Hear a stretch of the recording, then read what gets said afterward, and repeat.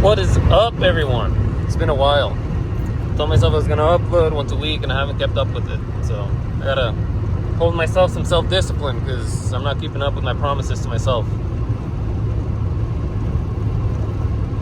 But today, I just kind of wanted to really update where I'm at. I think the last video I did, I said I was balancing way too many things, and I needed to let some things go, and so I did. And honestly, ever since that, my mind has been just more at ease. I'm mentally a lot more capable because I don't have so much going on. I've been working.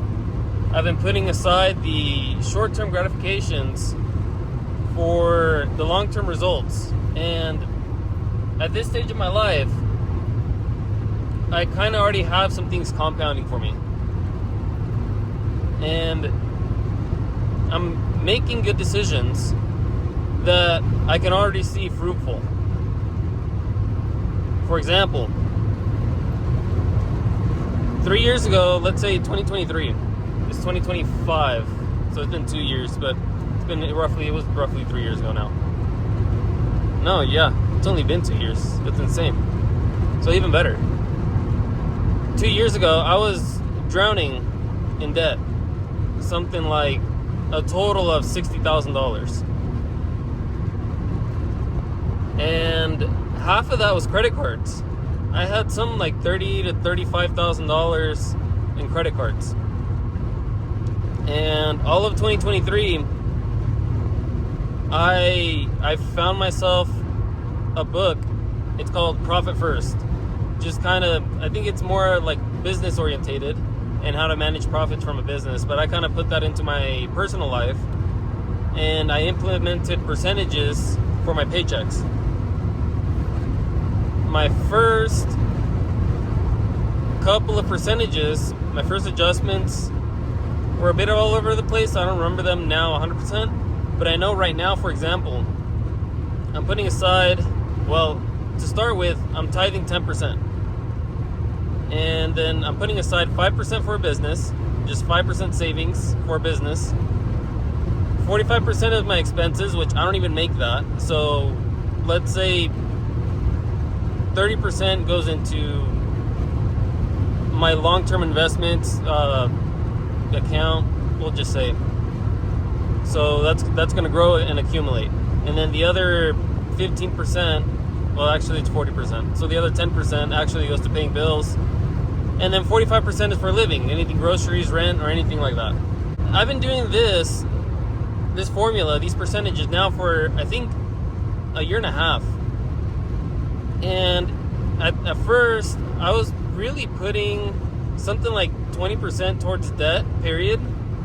And then anything extra on top of making my minimums for anything else. So on top of minimums for rent and groceries, like whatever was left at the end of the month, I was throwing towards debt.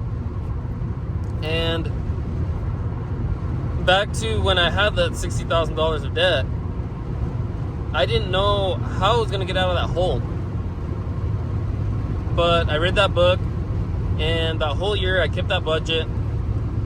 And come the end of the year, I had a choice, which was to sell a pickup truck that I had bought and supposedly to flip, and I had liked it and I planned on keeping it, or I could continue with the flip.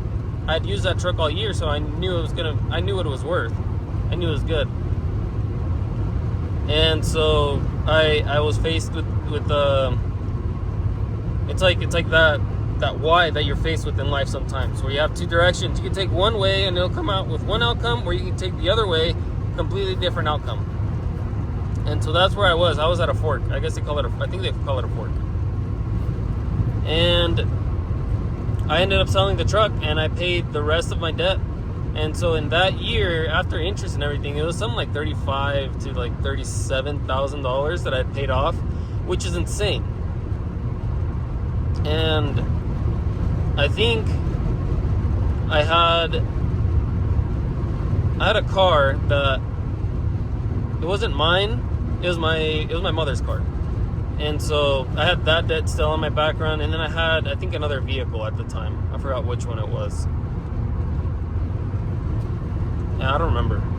But and so come the end of that year, I went from basically paying almost $5,000 a year in just interest, and then my payments for cards were like 150 plus. Let's say the smallest one was 150 and the biggest was like 450. Oh yeah, I had a personal loan. That I forgot about that one. I had like a $12,000 personal loan that I had taken out the year before to try and start a business, and then that business didn't work out for me. I'll get into that story another day. And so maybe it wasn't 60, maybe it was closer to like 45, 50. I don't remember anymore. So fast forward to 2024, I'm still trying to figure out loose ends. I'm still spending a little bit much. I know that I'm debt free, and so then I had to pick this car up actually because my vehicle that I had at the time actually broke. So then I regretted selling the other truck because then I had to spend on this. And so I ended up getting this paid off by the end of last year as well. But 2024 was really a year of like finding that balance. And at the time when my last vehicle broke, I thought about just going to buy, because this was my truck. When my truck broke, I thought about just going to buy a $30,000 truck because I was like, well, I've already been used to having debt that much, so why not just go buy something and actually have something to show for it this time? But I was like, no, let me make a good decision. Buy a $10,000 car that I know is going to last me for the next 5 years at least. That $10,000 car will make me anywhere from $60,000 to, let's say, $90,000 a year, depending on the year, depending on how much I work. $60,000 to $90,000 a year. Call it an average of 75. 75 times 5 is somewhere around what, 350? I think it's around 350,000. Times 2 is 150, 300, 375. Yeah.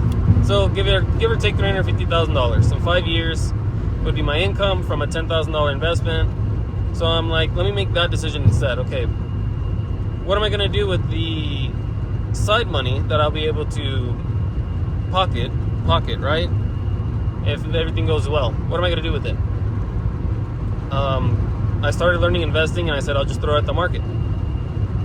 So I went from basically a negative net worth to then a flat net worth, and then back to negative, and then back to flat by the end of 2024. So I found my balance. I was break even by the end of 2024, maybe a little bit profitable. And then 2025 came, and I had already found my balance. Certain accounts were healthy, but not where I wanted them. And for the past 2 years, 2-3 years, 2 years actually, maybe 3, let's say 3, because at the beginning of 2023, I had set the goal that I was going to be debt free by the end of the year. I didn't know how I was going to do it, but I knew that I was going to commit, and I did it. And so then I looked back at the beginning of 2024, and I said, how did I do this? I have no idea. And it's because in my head, I told myself I was putting everything aside besides my goal. And I had 5 goals for that year, I remember. I was going to go to car meets more. I was going to go to events, car events. I think I went to 1 event. I went to 2 events, actually. So I went to 2 events. I said I was going to build a drift car again. Didn't get to do that. So that's 2 goals. I was going to pay off my debt. That's 3 goals. I was going to build my personal accounts, my finance accounts. Didn't do that. And then I had a 5th goal. I think it was start a hobby or something, or pick up a hobby, or save for a business, something like that. But I had 5 goals, and I locked in on one, and I mastered that one. By the end of the year, I'm gonna take it as debt free. I touched one, and then I dabbled in a 3rd. And so going to 2024, I told myself I'm gonna have 3 projects, 3 goals that I'm gonna have for the whole year. And I started with, I was doing trading at the time. I had just gotten into day trading. I said I'm going to lock in on day trading, and day trading is going to be my number one all year. When I put day trading aside, my second will be cars, and then my third will be whatever I need to do. If there's something urgent that needs to be taken care of, I will do that. I'll put the two aside, and then I'll have that one thing. Apart from those three things, I'm not doing a damn thing. And that's what I did. 2024, I studied day trading. I put in, I couldn't even tell you how many hours. But, I mean, aside from not putting that much effort in at work and getting in trouble at work for thinking about trading, hours after work, I'd wake up early, go to the gym, and then after the gym, I'd have 2 hours in between work to think about trading. So I mastered that. That goal got crushed. My second one, I think I didn't really touch all that much, because I didn't mess with cars 2024. I didn't do anything 2024. I was bored. Well, I was locked in with my day trading, with what I was studying. And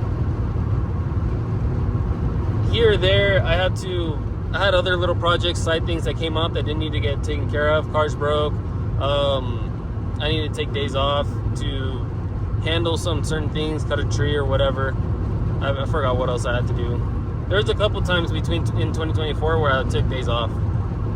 But at the end of the day, I didn't go backwards, because I didn't put my wants first. I put my needs. And my needs were, one, I needed to learn day trading. I needed to learn that so that could be a profitable skill, so that I can at least learn the basics of investments, and I can at least throw money in a market and know where I'm putting it and for it to grow.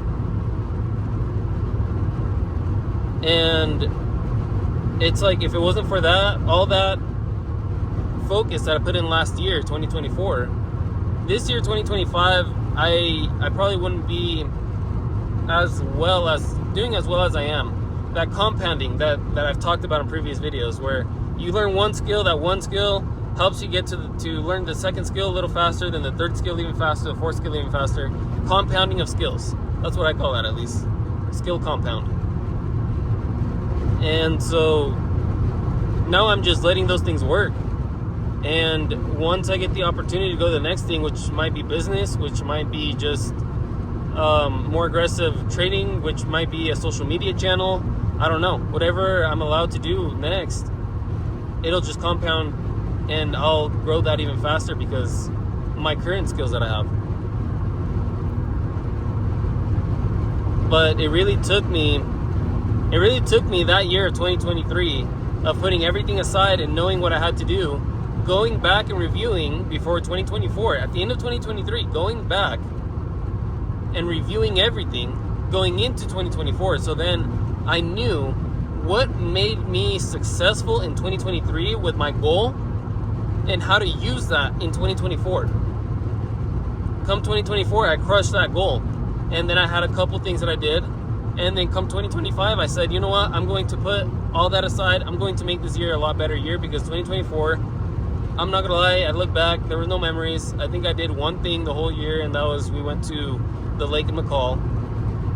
And that was it. And I look back to the year, and it was actually kind of boring.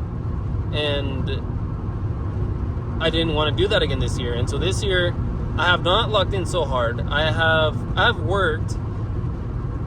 I took a job. I explained this earlier. I took a job earlier this year where I worked lots of hours. A minimum of 8 hours, no less than 8 hours, and maximum of up to freaking 16 hours, depending on the day. And so a lot of my free time has gotten taken up because of this job, but financially, I'm off a lot better.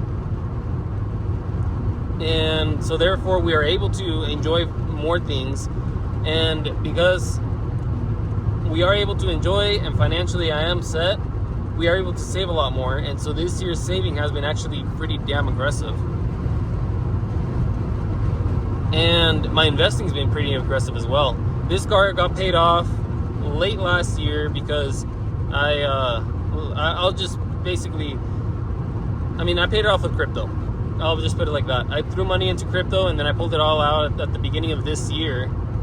So come this tax year of 2025, I might take a hit. But I threw a lot of money into crypto 2024, And then I paid off, basically, I had like $8,500 left to pay off on this $11,000-ish car. $10,500 finance, whatever. I had like 8.5 at the end of the year. I pulled all my crypto. I paid off this car. No more expensive insurance, just liability. It's basically freaking $400 a year. And no more monthly payment of $200 a month. So now, instead of paying, what was it? Basically call it $125 a month for insurance, $200 a month for the car. So $325 for this car that isn't a toy, it's more of a tool. Now I'm saving, and let's call it $50 a month or whatever $450 a year is going to equal to. So, but what did I want? And even still earlier this year, I struggled with it. I sold the BMW. I said, I don't have a fun sports car to drive anymore.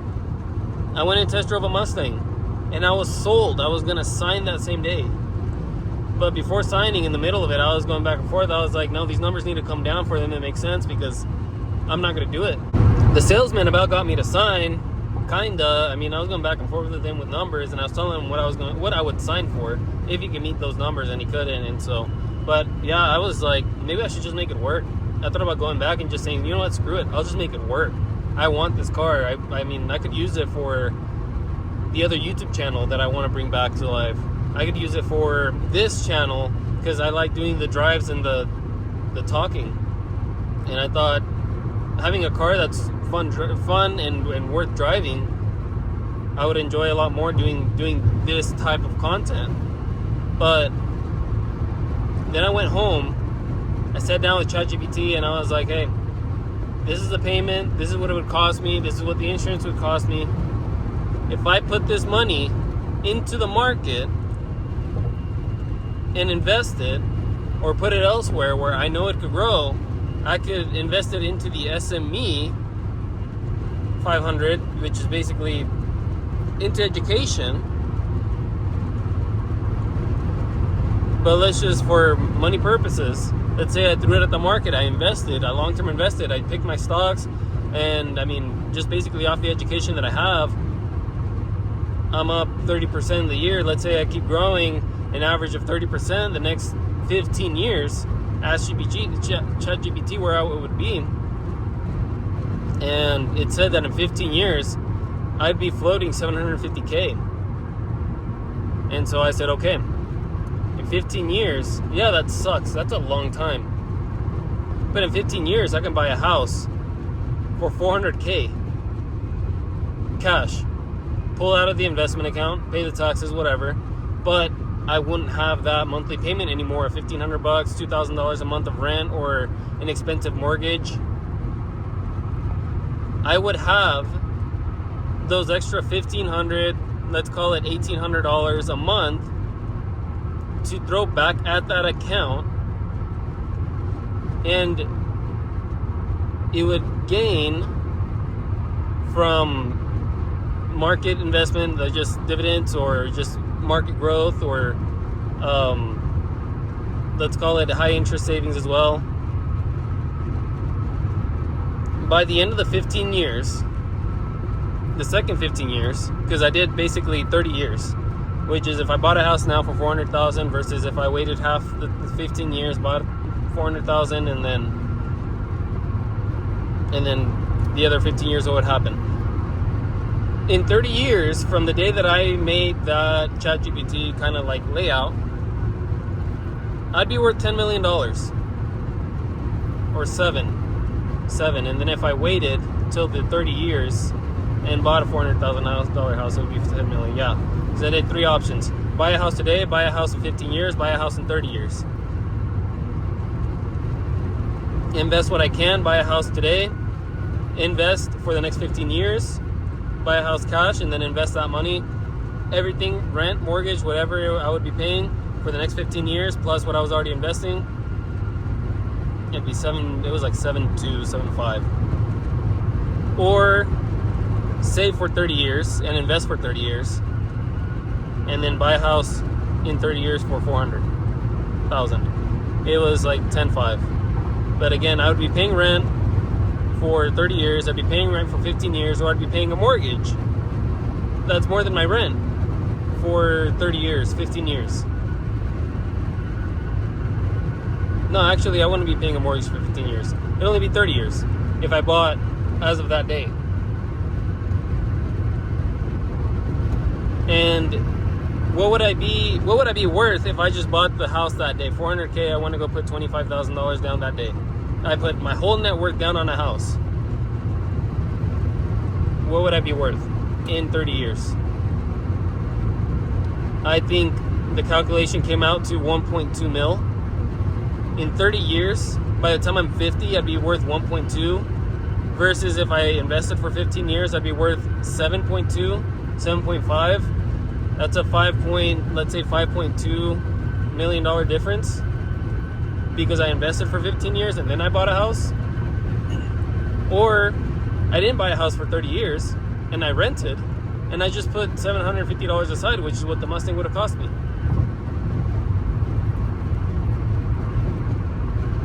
And I'd be worth 10.5 or something like that.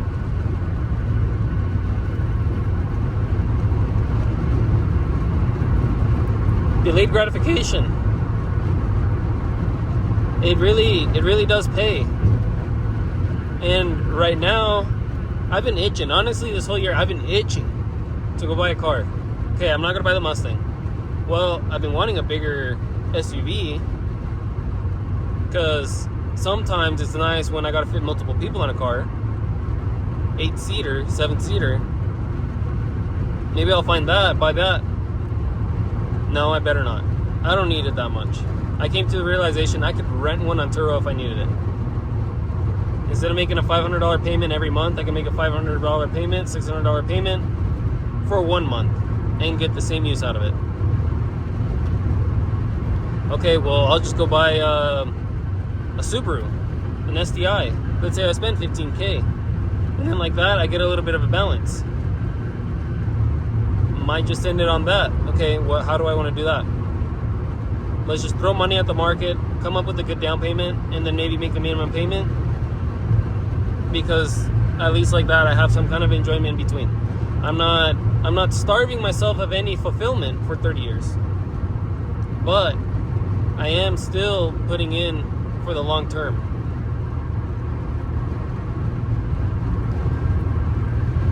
And like I said, just this year, 2025, net worth has grown. Like, cash available, I guess if you want to say it, investment accounts, high yield savings, which is safe.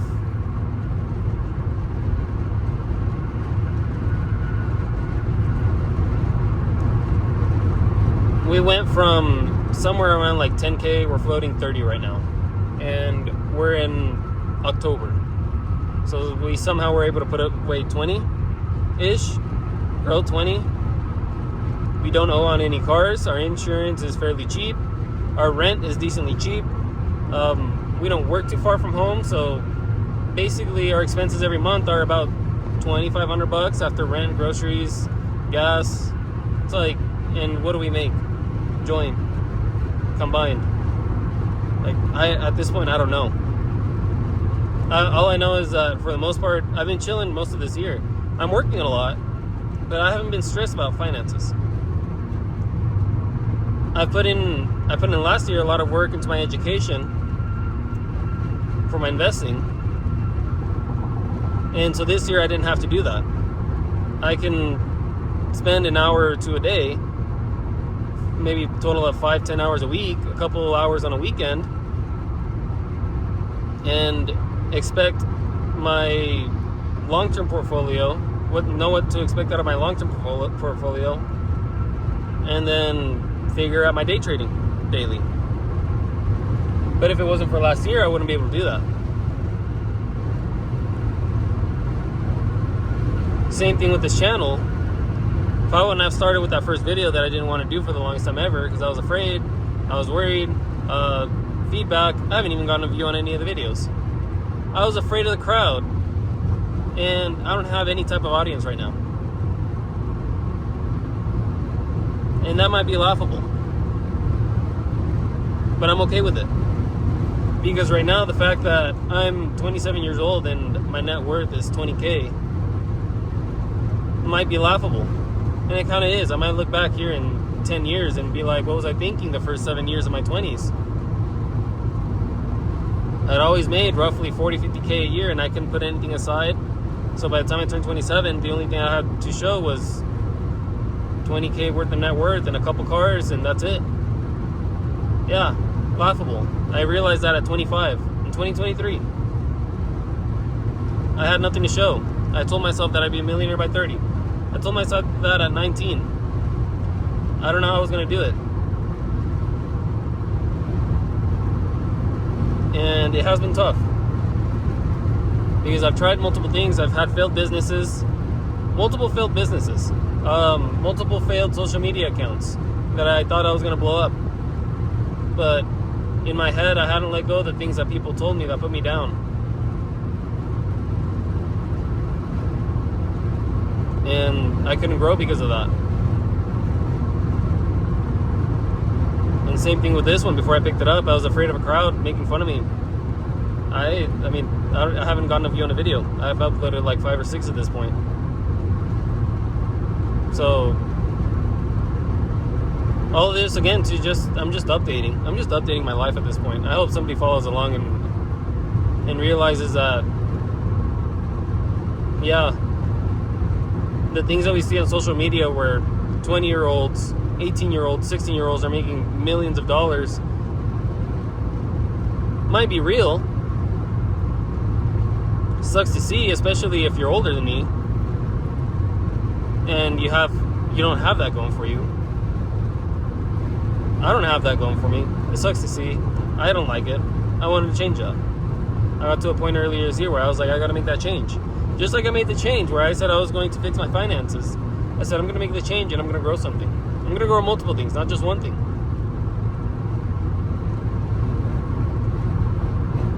But first, it starts with a compounding effect. You start with one thing and then that thing will compound. One skill. That one skill will give you the ability to learn a second skill. Give you the ability to learn a third skill. And every skill will come faster because you already have a skill. Some are harder than others. Day trading is hard.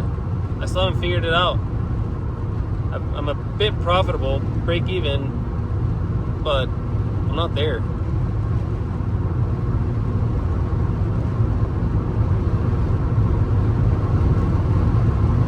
But it just starts with starting.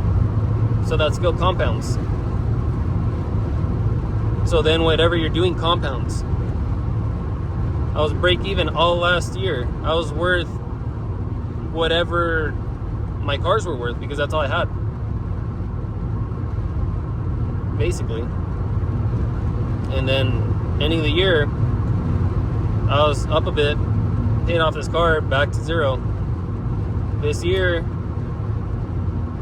in profit, I'm looking forward to the next 5 years because I know my plan. I have my plan. But I'm really tempted to go and feed that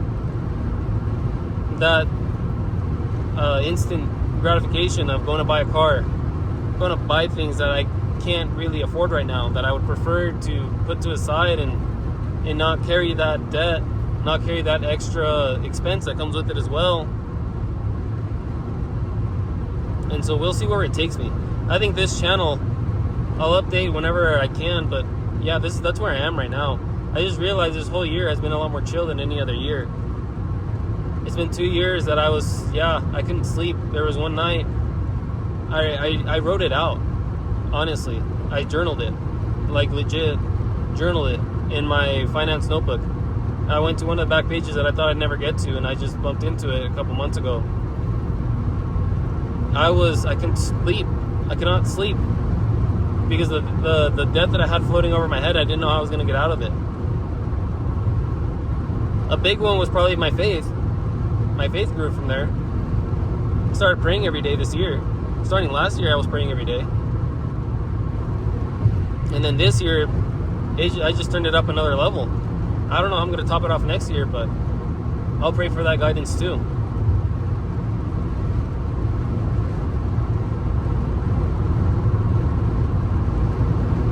And again, it just compounds. when you mentally decide that you need to change something, you sit down and you lock in on how you're going to do it.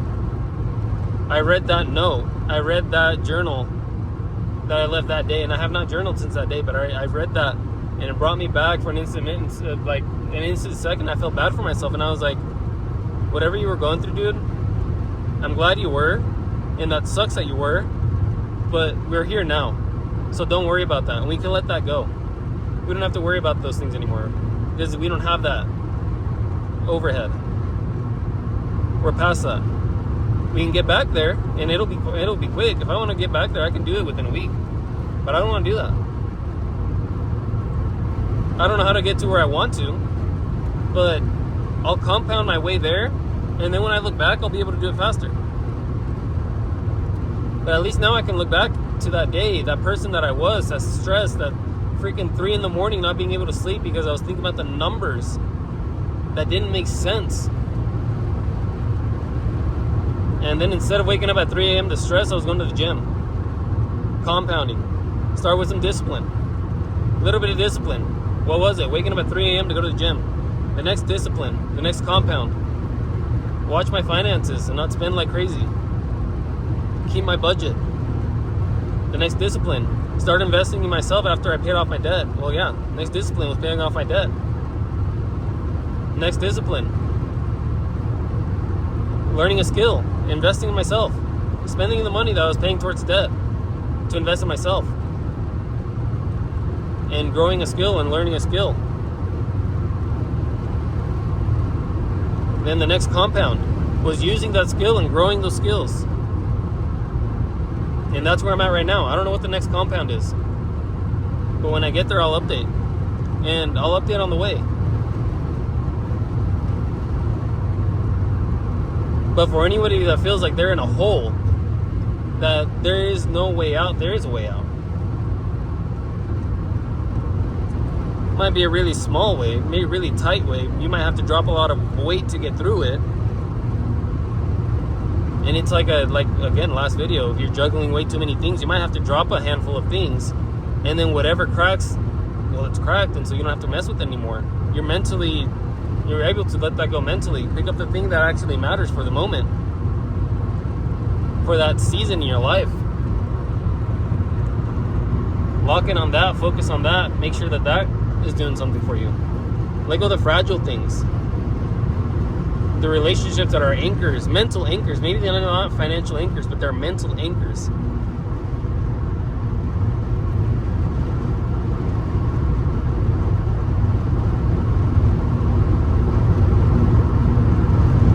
Because ever since I let go of those mental anchors, and I haven't had those anchors this year. I've had a couple trying to get me. I need a car. I need to buy a car. I want a car. Then it's like, no. There's the debt that comes with it. And what's your long term? That doesn't line up with the long term. Cut that before it becomes an anchor.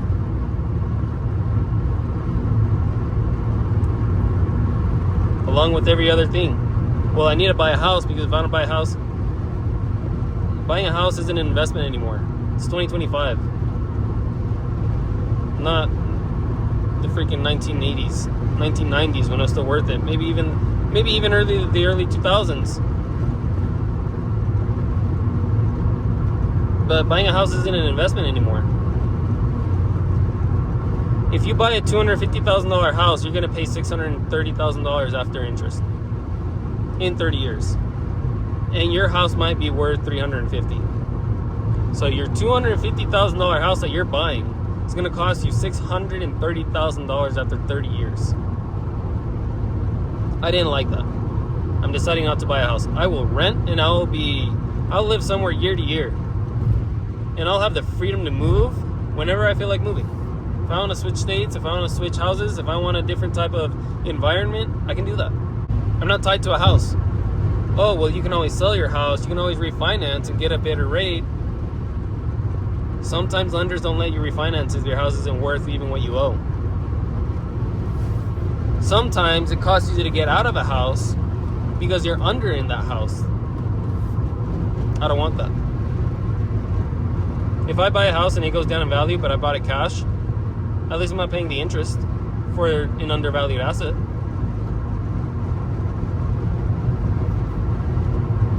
not buying a house.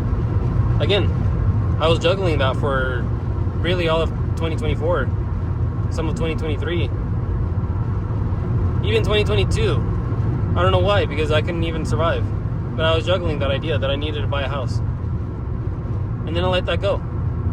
I haven't thought about that for multiple years because I know what I want to do. I know that at the end of the day, that's going to cost me more than what it's going to make me.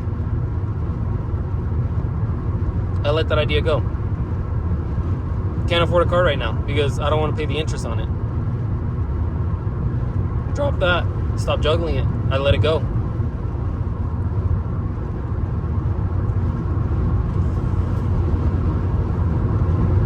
I have somebody that calls me for advice.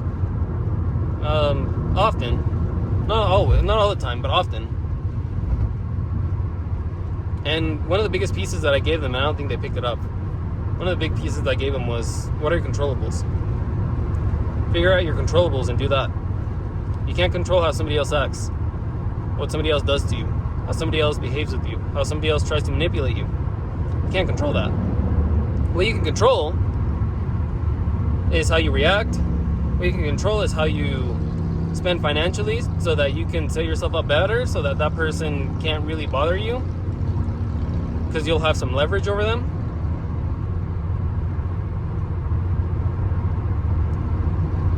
What you can control is your work, how hard you work, how hard you focus on something. You can control your actions away from that person. Don't be an alcoholic, don't be a drug addict, don't be a deadbeat. What are your controllables? Think about those, juggle those.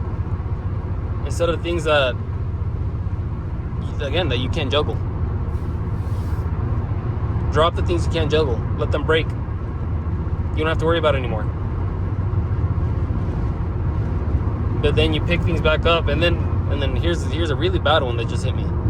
Trying to pick up those pieces from letting something drop when you knew that it wasn't good anymore, and then trying to juggle all that brokenness instead of saying let this go completely and just start over.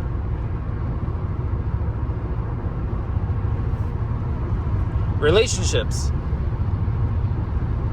that left you broken,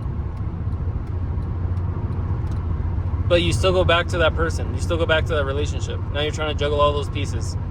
You're trying to juggle, you both are trying to juggle whoever you saw in between your break or whatever, and then there's more hurt. Just let it go. Stop juggling that. If you have a kid with that person, again, think of your controllables. What can you do? And do that instead.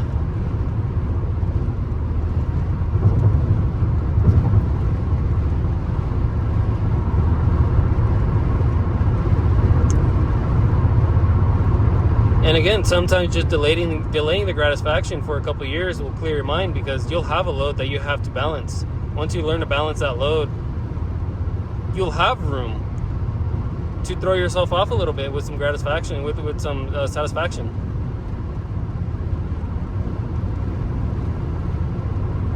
Because it'll throw you off. Unless, again, you know that you can balance with it. You know that you can throw it in your balance. If you can't throw it in your balanced life, then you shouldn't have it.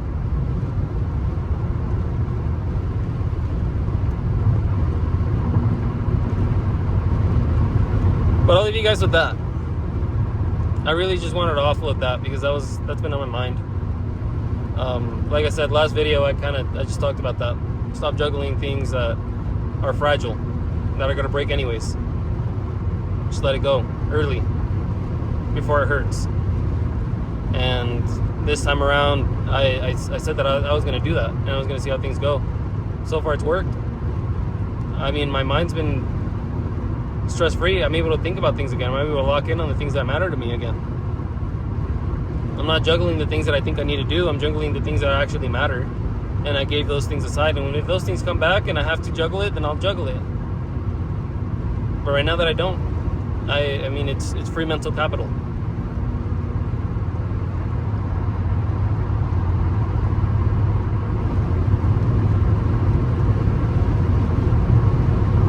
But today's Saturday. I'm gonna enjoy the rest of my Saturday, the rest of my weekend, because even though it's October, I guess we're still going hard at work. So I'm gonna try and enjoy my weekend as much as possible, so I'm prepared for the week. I'll catch you guys in the next one.